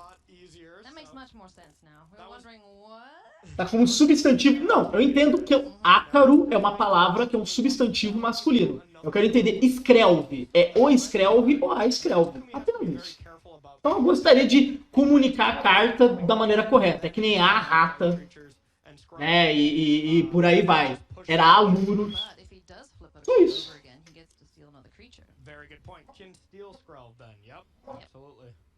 O Brown Commander, mas mais moderno? Não, um Commander diferente. As cartas são bem diferentes. Então, até agora eu também chamo de ele. Então, pra mim, é o Skrelv. Mas se alguém tiver essa informação, quem for ver no YouTube quiser corrigir, à vontade.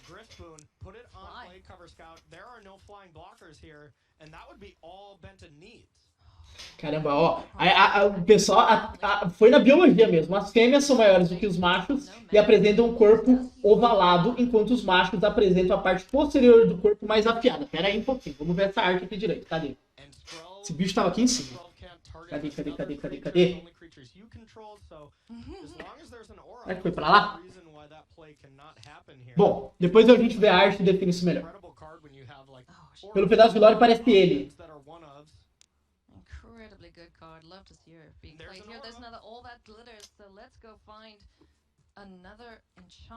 Isso, inseto e aracnídeo são diferentes. Tem a questão do artrópode. Mas, pô, eu tenho que procurar aqui a arte desse bicho. Tava por aqui, achei. Vamos ver. Aí coloca pra voar aqui a galera. Cara, o Benton Madsen, ele só atropela essa partida. Falou que é mais ovalada. Ó, salvo engano, Skrelv é uma fêmea, hein? Porque é redondo o corpo. Tô achando que é uma fêmea. Marcar o Pirula no Twitter. pra resolver esse problema. Bom, cara, isso aqui é um passeio do Bento, cara. Vamos lá pra final.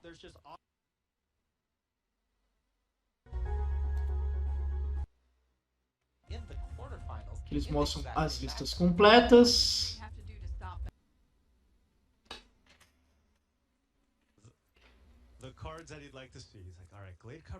Os machos são menores, medindo cerca de 14 mm de comprimento, por 8 de largura, e possuem um quarto par de pernas avantajado, tipo clavado, enquanto não exerce função de locomoção, mas permite carregar a pulpa da fêmea para que a cópula seja garantida. Cara, no momento da emergência. Não, no momento da emergência. Amor, tamo com pressa. Aqui, bora. Bora transar. Coisa bizarra. Mas olhando a arte aqui, me parece que é uma fêmea, viu? Não queria falar nada não, parece que é uma fêmea. Enquanto o Benton vai ligando a 5, me parece ser uma fêmea. Apesar de que, realmente, ó, tem as patas da frente, tem as do meio, as de trás são levantadinhas. Informações altamente importantes. Você vai ver, o artista não ligou pra nada disso.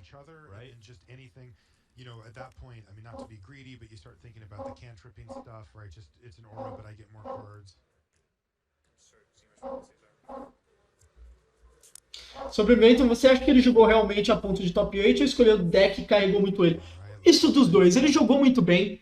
Ele fez um dos melhores ataques que eu vi nos últimos anos, então ele joga bem. Mas, obviamente, o deck ajudou também, que não é nenhum crime. Parabéns pra ele.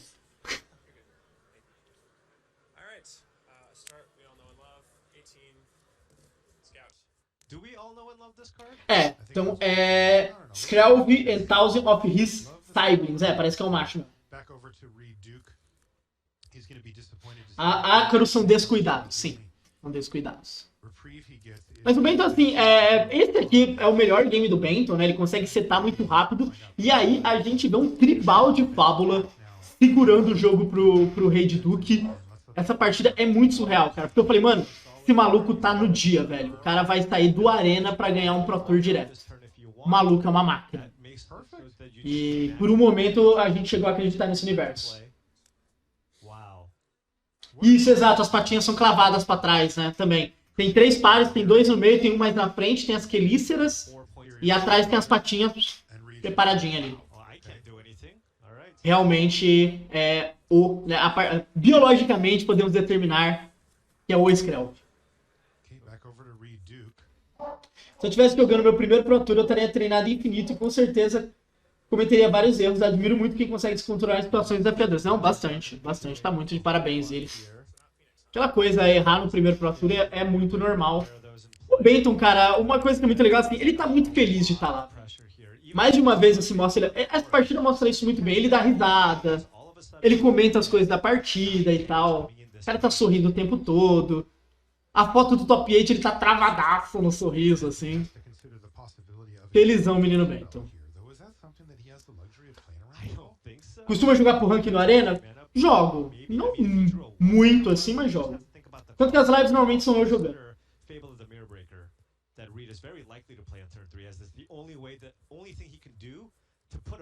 Acho que o Benton tiltou um pouco. Cara, ele foi desenvolvendo bem. Eu acho que ele ficou mais tiltado, porque assim...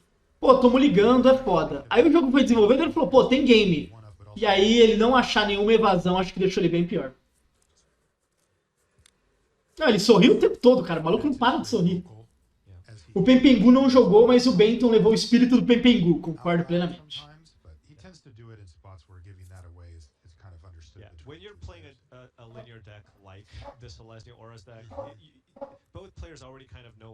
Na hora do Mulligan a 5, ele até aceitou o vice. Não. Pô, tá ótimo.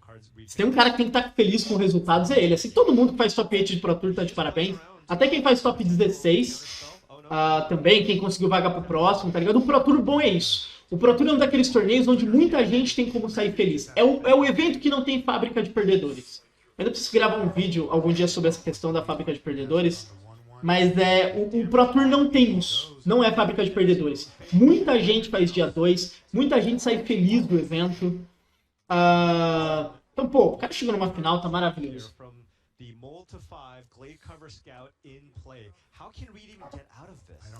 que seria melhor? Duke, jogador carimbado levando seu primeiro Pro Tour, ou Benton, jogador iniciante ganhando o Pro Tour. Eu prefiro histórias da galera que vem lá de baixo. A história do Rei Duke é muito boa, e ele já teve N histórias maravilhosas. Então, pô, o Rei Duke, o primeiro mundial que ele foi jogar, ele foi como campeão do Mox. Ele tomou um vareio, velho, um vareio, que eu fiquei surpreso que ele conseguiu voltar pra casa. No mundial seguinte, ele foi pra final, e perdeu. Mas tem N histórias boas com o Rei Duke, inclusive, quem quiser procurar no YouTube, tem o Enter the Battlefield, que é exatamente sobre o Rei Duke, que é sobre, né, os amigos lá dele, ele, o Owen, que, né, o Jensen, né, que hoje mexe com o Organizer de Play da Wizards, é maravilhoso. Inclusive, o Nathan Holt também, que é do Walking the Plains, tava nesse evento. Walking the Plains, cara, o dia que você quer hypar sobre competitivo, vai ver o Walking the Plains. São vários mini docs, alguns de 6, 7 minutos, alguns quase 20. Coisa linda de meu Deus, que saudade que eu tenho do Walking the Plains. Duke, o jogador que teve um GP com o meu nome. Teve um GP Diego? Philadelphia, acho que é a cidade que tem a estátua do rock. Sim, é onde se passa rock.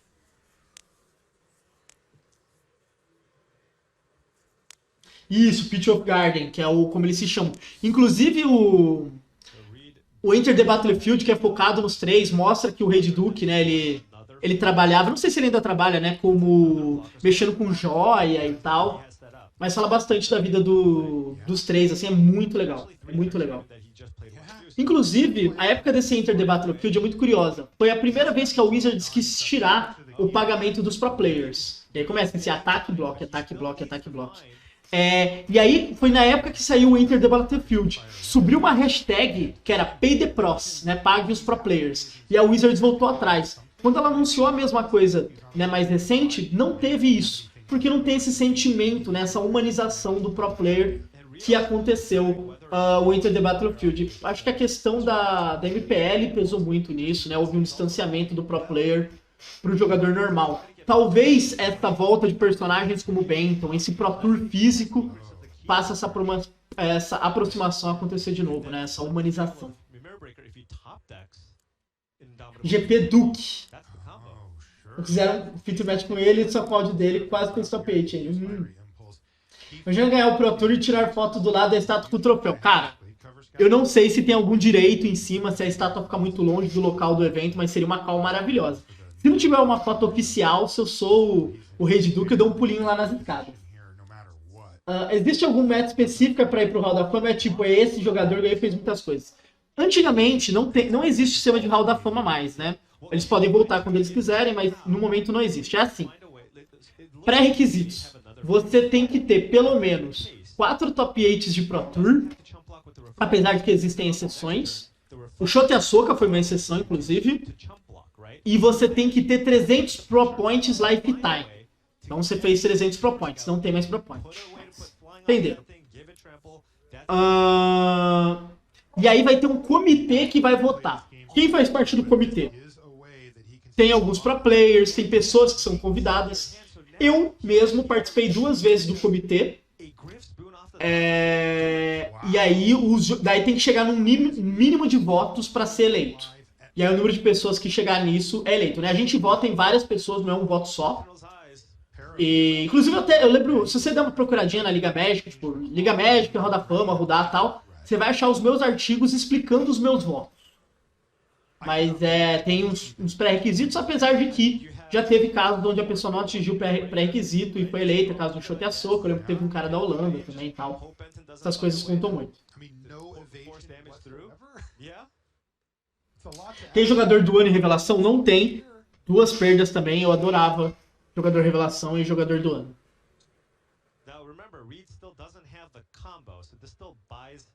Aqui começa a entrar na parte que é realmente tiltante dessa partida. Porque assim, bate, bloque. Aí no próximo turno tem combo com o Kikiji, que aí começa a dar bloco, faz um monte de token e tal. E não tem. Aí o Benton não tem mais o que fazer, tá ligado? Acha alguma coisa ou acha alguma coisa.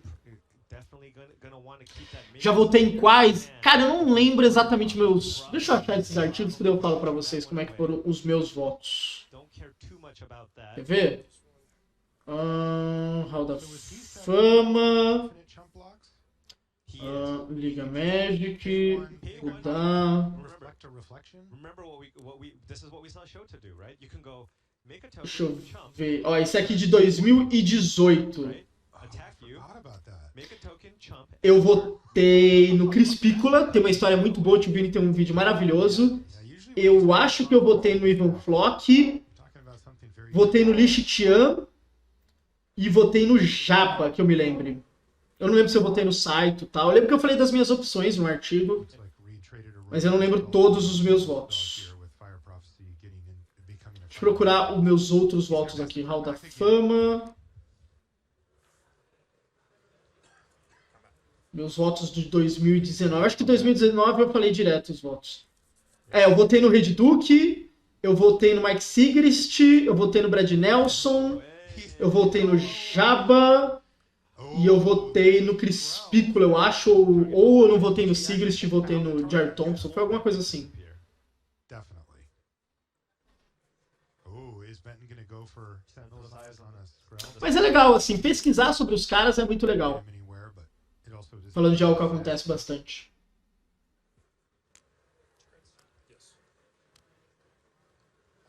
Shota Yasuoka já foi campeão do mundo quantas vezes? Uma. Ele ganhou uma Copa do Mundo.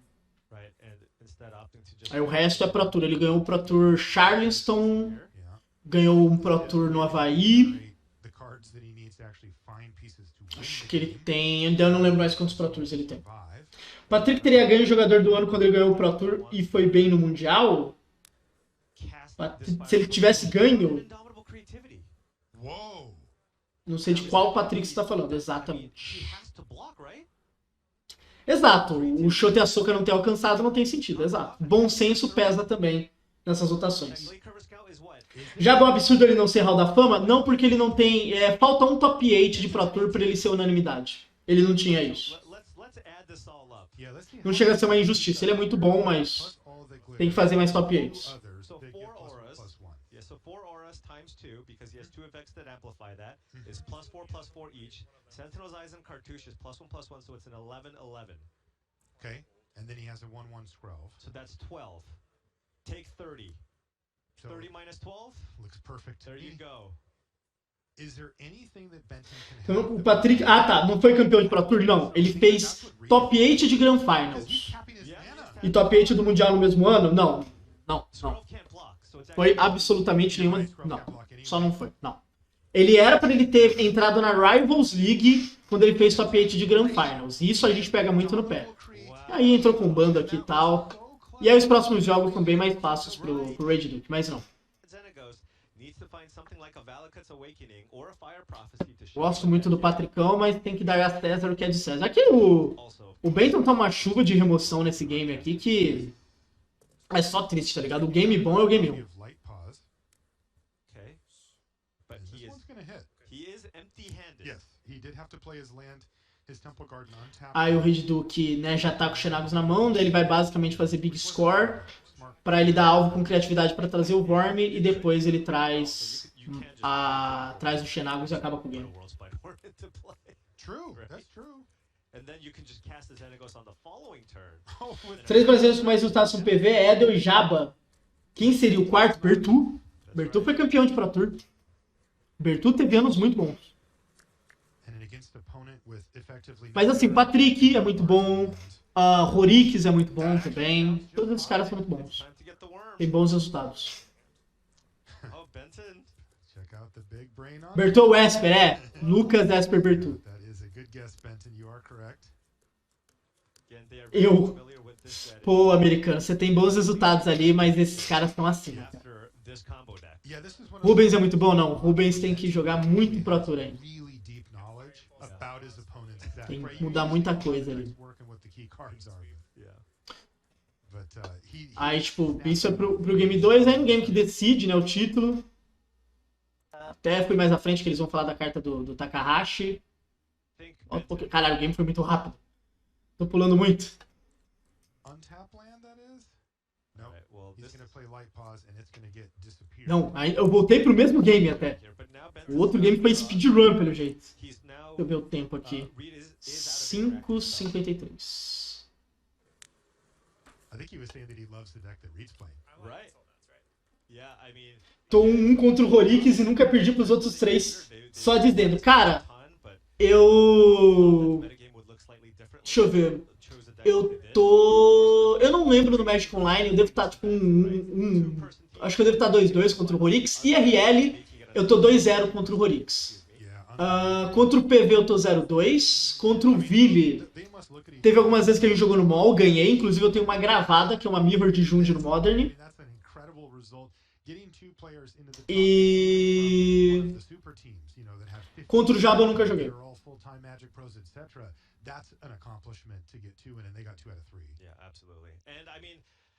Então, Então, americano, mas daí é uns cara muito das antigas, tá ligado? É muito das antigas. É uma outra pegada mesmo. Isso, Bolovo, bem lembrado. Eu sempre esqueço o Bolovo, cara. Saiu o rolê lá do top 100 premiações, o Bolovo tava no meio, esqueci. Mas tem Bolovo também, então tem Bertu, tem Bolovo, tem Horix. Tem uma galera aí fazendo bons resultados. Contra o Bertu eu nunca joguei. Eu acho.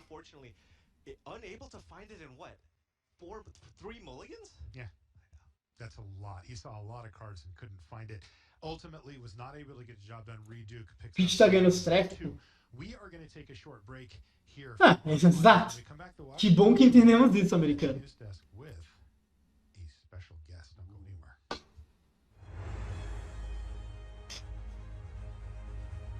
Eles fazem flashback e tal, Aí a gente vai pro nosso Game 3.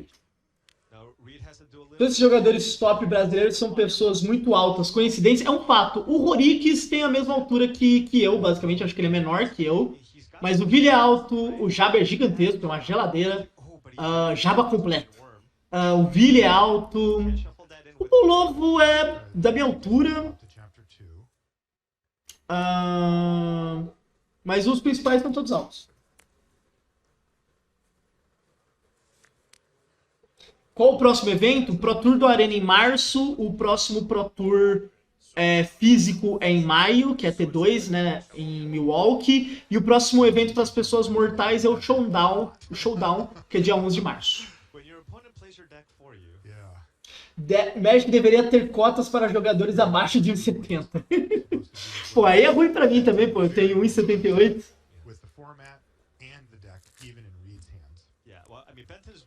Opa, depois a gente dá uma olhadinha assim, Diego. Mas assim, vai pressionando e tal. E aí, cara, toda hora que você vê o Bento, ele tá sorrindo. Tá tudo lindo, tá tudo maravilhoso, cara. PV achei que queria participar desse Pro Tour, mas ele só joga T2. Não, o PV jogou, é que ele foi mal nesse Pro Tour. E ele não joga só T2, cara. What the fuck? Aí encaixa outra fábula aqui.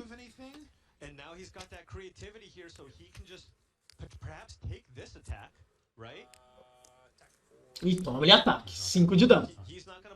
Cara, o Benton, ele tem que mulligar agressivo aqui, tá? Então não é à toa que ele mulliga tanto. É claro que tem os mulligans, né?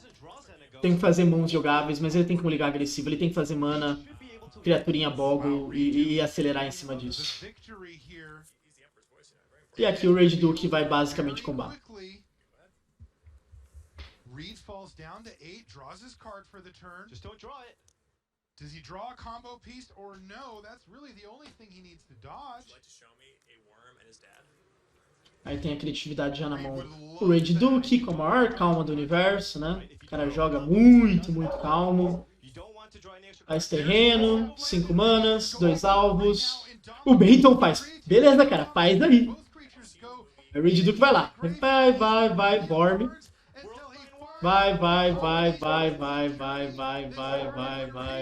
Vai. Xenagos. Já dá um sorrisão. Aí o Benton, né, pô? Faz aí, cara. Vou dar block. Assinala o dano aí. Aquele abraço. E aí o Red Duke ganha esse Pro Tour, né? O primeiro Pro Tour que ele ganha depois de diversos Top 8, assim, foi um bom evento de acompanhar, eu gostei bastante desse Top 8.